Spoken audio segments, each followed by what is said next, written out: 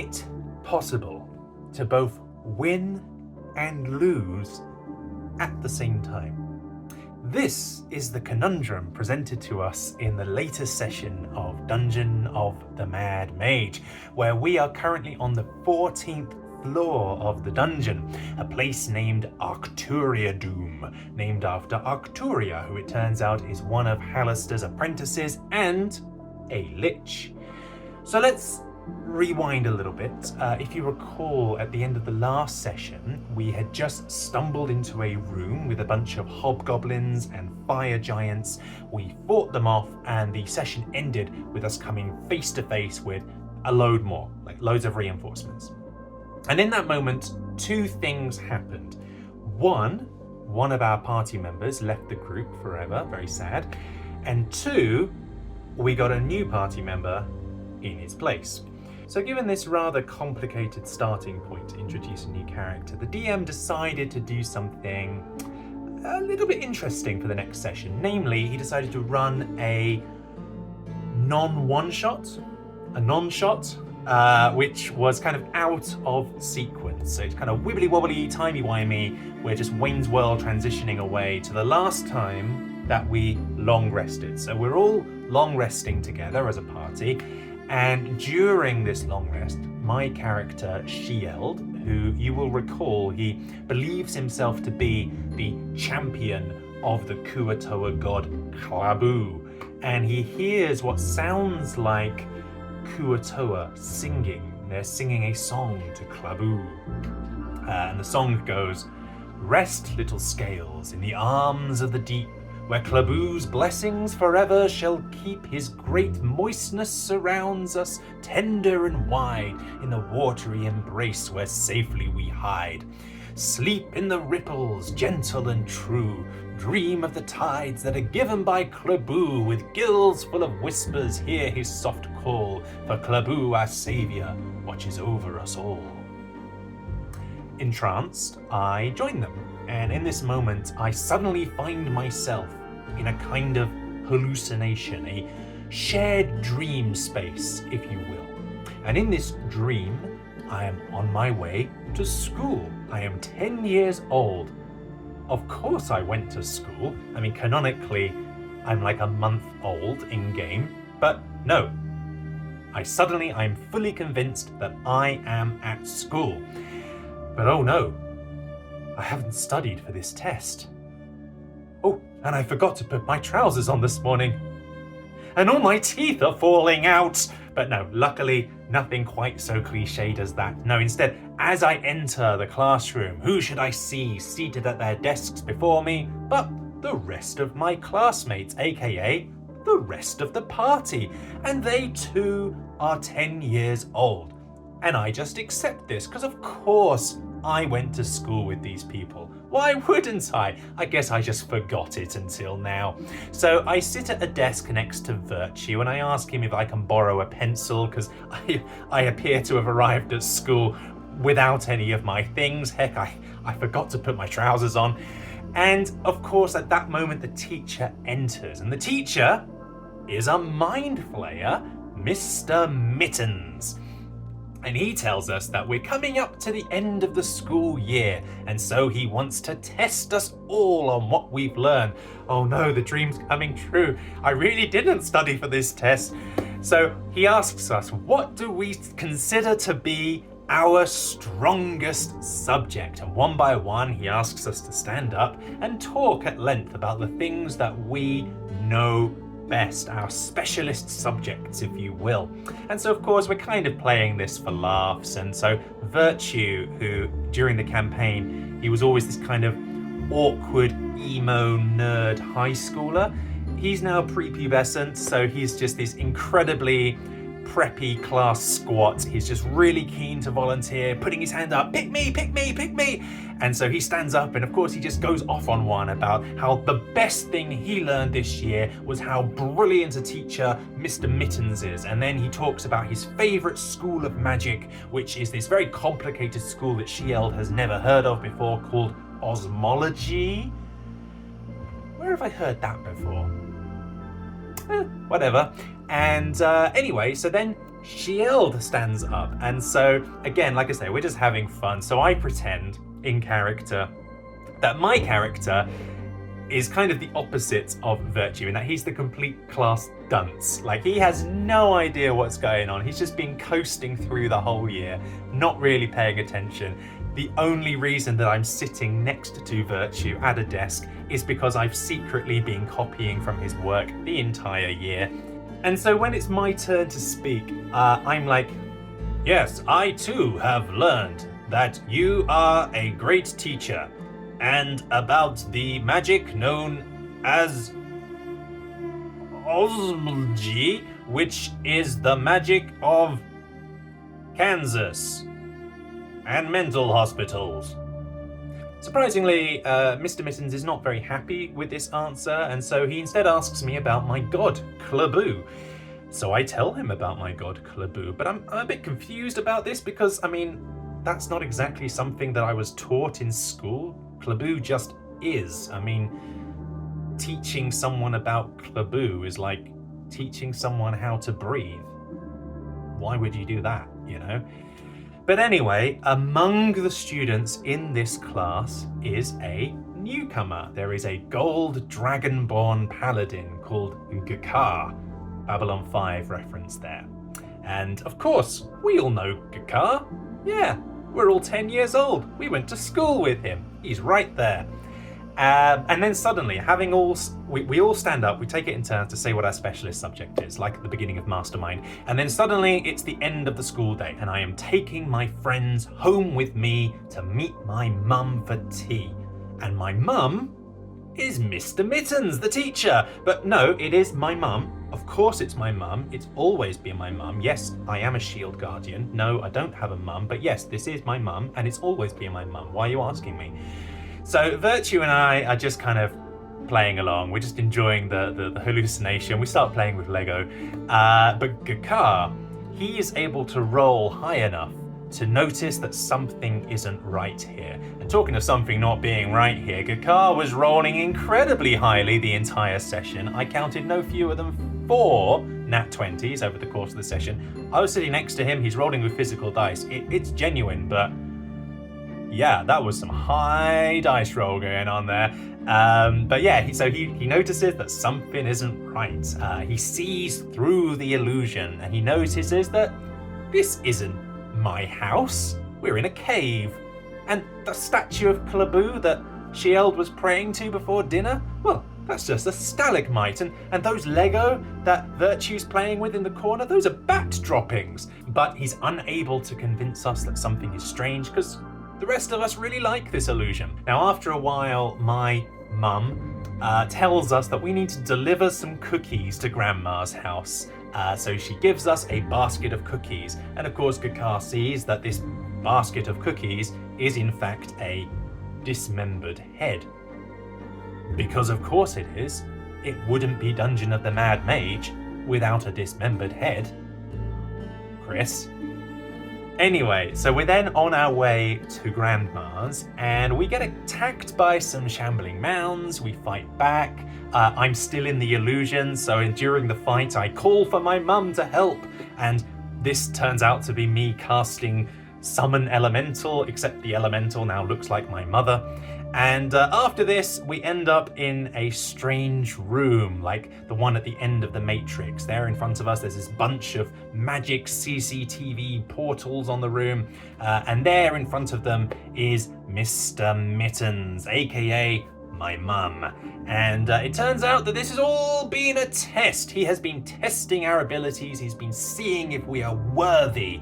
He, of course, can see everything with these CCTV cameras, and he thought that we looked like we might be potential candidates. Potential candidates for what, we ask? Well, it turns out that there are some red dragons down below that he wants getting rid of. And there's also a whole bunch of Githyanki down there that he also wants getting rid of. And in exchange, if we agree to get rid of these things for him, he will offer us knowledge. Like I say, he sees everything in this room with the CCTV. He will share with us some of the things that he has found out if we agree to kill these monsters for him. And so My character, thinking about the Kuatoa that he met at the beginning of the session, he asks whether there are really any Kuatoa in the Undermountain. After all, he has seen no sign of Kuatoa alive, and it occurs to him that he can't really be much of a champion to his people if his people no longer exist. So he is shown a vision of the 19th floor of the dungeon, and here he sees there is a group of Kuatoa still alive, but these Kuatoa seem to be with a water genie of some kind. But this is now his destination. And the other characters in the party were all shown things of various interest to us, and it's pretty cool. But that's where the long shot ends. Very nice, very thematic, ties into a few of our backstories, sets us up for some of the things which we can look forward to over the next few floors. Mind flayers and Gith, apparently. Thank God it's no more drow. And during this session, of course, as a result of everything that's happened, my list of things that I can and cannot kill is apparently now growing exponentially, and going forwards, anytime I summon a water elemental, it's going to look like my mum, and anytime I use my tentacle feature, which is part of my warlock background, it's going to look very mind flayery. But I guess that kind of makes sense. I mean, my character hates aboleths due to what they did to the Kuatoa, and I believe in the lore, mind flayers and aboleths have quite a lot of bad blood between them. I might be wrong there, but it would make sense, I think. Anyway, back into the moment, wibbly wobbly transition, and we are once more on the 14th floor. The hobgoblins have entered the room. They're demanding that we surrender. What do we do? Well, the party try and talk them down. We didn't mean to cause any troubles, really sorry, we just stumbled into this place, we got attacked, we didn't mean any harm, we're just passing through, etc, etc, etc. The hobgoblins, they converse with each other for a little while. They say, let's take him to see Doomcrown, who is the hobgoblin that's in charge. So we get taken to see this hobgoblin leader, and on the way we're passing through some rooms which have like a field of anti-magic cast over them. It seems that the hobgoblins have made their lair in an area with these pockets of anti-magic. Very strange. Our magical weapons don't work there. We don't really like it. I'm a shield guardian, so I'm moving a bit slower than I normally would. It's not very nice, you know? But anyway, we find the leader, and the leader is this guy called Doomcrown, and he is, it's fair to say, completely off his rocker. He is insane. He's also, as one of my fellow party members pointed out, remarkably queer-coded. He has a round room with a bed in the middle of the room. Very fancy-looking palace-type room, smells very nice. He has a scar, he's quite scantily dressed, and he has, next to him, a pet flump, aka the gayest creature type in the whole of D&D. The word boudoir springs to mind upon entering this room. And what is Doomcrown doing in this boudoir when the party arrive? Why, he's building weird Jenga towers out of stones. Why not? So we apologize to him straight up for killing those fire giants, but he doesn't really seem to care that much. He tells us that Emperosa will be upset, but it doesn't really elaborate beyond that. We ask him why he's here. He says he's here to take over the floor. He's here with the help of the fire giants to establish a base of operations. And then he starts talking about how he came to meet this flump. He starts talking about his backstory a little bit as we're pressing him for details. And he talks to us about this strange star-shaped room that he found a little while ago. He says he touched something there that he shouldn't have. And since then, I don't know, he's had trouble remembering things. And it should be noticed that anytime he does remember something, the flump next to him kind of wiggles a little and kind of glows, and then he gets momentarily confused and then loses his train of thought. It's all very strange, this interaction. So the party, intrigued, we ask, can we see this star-shaped room? We promise not to touch anything. And he says, well, sure. And he takes us there. And indeed, we find ourselves in this 7-sided, star-shaped room with a kind of crystal hanging above it, and each of the spikes in the star, it has a keyhole set into the wall. And as you enter into the kind of prongs of the star, you find yourself once more in a kind of bubble of anti-magic. So at this point, I kind of need to stop for a moment and take things bit by bit because, oh boy, things happen very quickly. So first of all, upon entering this incredibly strong anti-magic field, our party member Rainon the Frog King, upon conversing with the DM for a little while about what would happen, he tells us, well, this is what would happen. And so he tells us that his character immediately vanishes, and everything that he's wearing, his equipment, his clothes, they just fall to the ground, and he is gone. Now, obviously, this absolutely horrifies the party, who we all assume there must be some sort of evil transmutation magic in the room, but we're casting detect magic. We don't detect any evil transmutation magic here. What's going on? Is there polymorph happening or something similar? Well, out of game, the player explains what's going on to us. He tells us that this entire time, his character has not, in fact, been a king of the frogs. I mean, we knew that he was a polymorphed creature. He claimed that he was actually a human king who had been cursed by a wizard. Turns out he didn't used to be a human king. In fact, he used to be a chess piece, a king chess piece, who had been true polymorphed into a grung, into this frog that we all knew and loved. This is why he remembered himself as being a king that has been cursed by a powerful wizard. A wizard that, it turns out, the DM told us was Arcturia. So, all very interesting. If we searched among his belongings, we would indeed find a small king, a chess piece, which was Rainom's true form this entire time. And this is also one of the reasons why none of us had ever heard of the kingdom that he apparently ruled over before. Like, every time we were asking him about where he came from, he would tell us he was from a place called Shitriang, I think is how you say it. Apparently that's an ancient word for chess. There we go.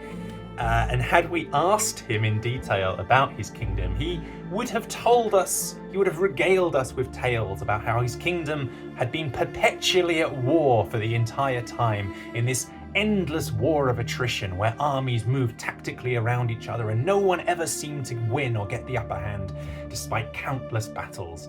But yeah, he was a chess piece, a sentient, polymorphed chess piece. And just like that, he had entered an anti-magic field, and he was no more.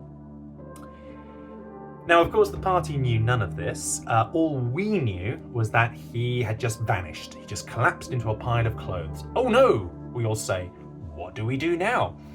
So we think, well, there must be some effect in this room. We need to figure out what this room does and how to utilize it, because we don't want any more of us turning into piles of clothes, please. So we noticed these keyholes at the end of each of the spikes. And so our tiefling wizard, Virtue, he decides to get a bit creative. He takes some kind of metal, some scrap metal from the bag, and he casts Fabricate to create matching keys for each of the slots, which is perfectly within the realms of what Fabricate can do. The DM allows it. So we each take one of these keys and we kind of step forwards and we kind of insert them into the holes and we turn them. And immediately we hear this countdown in common. 20, 19, 18, 17. And we're all looking at each other like, what do we do now?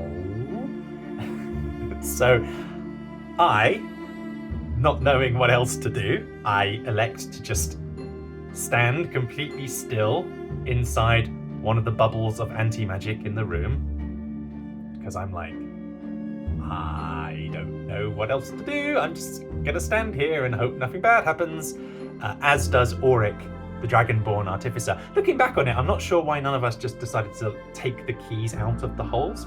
But anyway, we didn't. But Virtue, on the other hand, Virtue decides he wants to kind of back out of the room, Homer Simpson walking into a hedge style, backing out of the room and just closing the door behind him. Okay, I don't want to be in there when that goes off.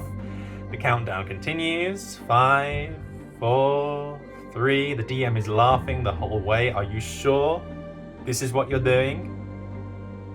He's like looking ahead. He's like, all right, let's do this.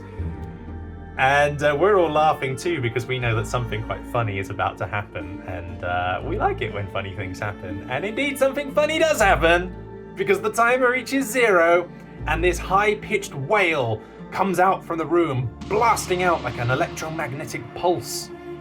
And anyone standing inside an anti-magic field, like myself and Auric, we're absolutely fine. And we're like, oh, what was that? It just made a loud noise. How weird. But for everybody else who was not inside an anti-magic field, every single person on the entirety of the 14th floor takes 150 points of damage with no save possible. And any creature who is reduced to 0 hit points in this way is immediately turned into a pile of dust. Which, after doing some quick addition, the DM informs us means that there are now 112 creatures on this floor who we have killed, dead in an instant. And among this number, very sadly, is Virtue, the wizard, whom we find a few moments later outside the door, a pile of clothes and equipment on the floor. And of course, we have no idea what this means, because of course, as far as we're concerned, all that happened was this thing made a loud noise and then the keys disappeared.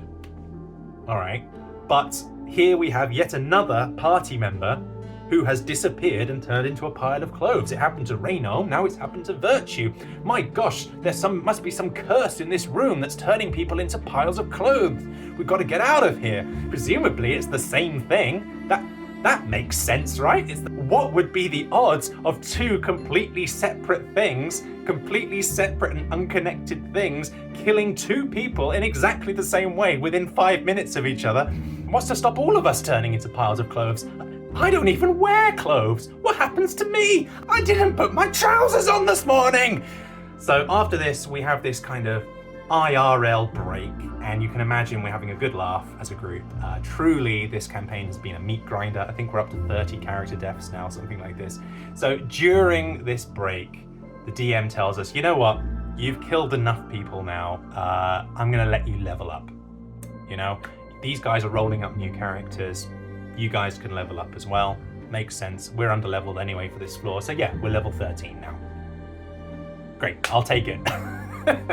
So the rest of the session is really just Shield and Auric wandering around the floor aimlessly, trying to find out what's happened to our friends, and all the while marveling at just how empty this place is. Like, there's no one here, it's a ghost town, and why are there so many piles of clothes everywhere? And gosh, there's a lot of piles of dust everywhere. Someone really needs to clean this place up.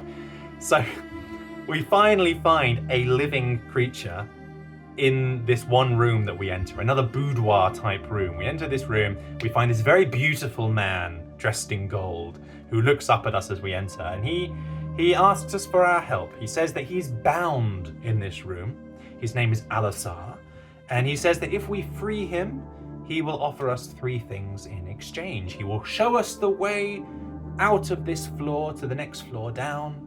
He will direct us to where we might find Arcturia's secret spellbooks and Arcturia's secret phylactery. Remember, she's a lich. So of course we're interested, and so yeah, why not? We've already had loads of character deaths this session. What's 2 more? We don't care. I've already said my character will fail any insight check he is asked to do, so I just trust this guy immediately. I'm like, yeah, sure, I'll free you. So I free him. And yeah, it turns out he's actually a Rakshasa. He is a very high-level demonic magic creature, but he is true to his word. He is lawful evil, and so he doesn't hurt us. He just turns invisible and leaves, but not before giving us the directions that he promised. And so we follow those directions, we find ourselves in this big library, and there we are indeed successful in finding Arcturia's spellbooks. Let's add it to the pile with all of the others. We seem to have our own little mini library of 9th level spellbooks going on here. But we are not, however, successful in finding her phylactery. Very sad. One bumbled encounter with this dancing couple who turned out to be blue dragons in disguise later, and we follow the Rakshasa's directions to the stairs, to the next floor, down. We go down, fewer in number, but perhaps wiser fewer in number. And at the beginning of the next lesson, presumably we're going to be joined by 2 new characters, in addition to our dragonborn friend Gakar, who, hey, I remember you. We used to go to school together. You met my mum. So that's going to be fun. In the meantime, though, like I say, truly bizarre session. One for the history books, one for the storytelling, I think. But yeah, a lot of fun. And it's one of those times where a character dies almost through no fault of their own, and you can't help but just kind of laugh at that when it happens. It's one of those times where it's just like, you know what? It's just funny. So anyway, if you've enjoyed this video, please do the usual YouTube pleasantries, give it a thumbs up, subscribe to my channel, give me a comment, let me know. Have you ever been through the Dungeon of the Mad Mage on the 14th floor? Did you activate this nuclear bomb in this room? I'd love to hear all about it. But until then, have a really great week, and I'll see you all soon.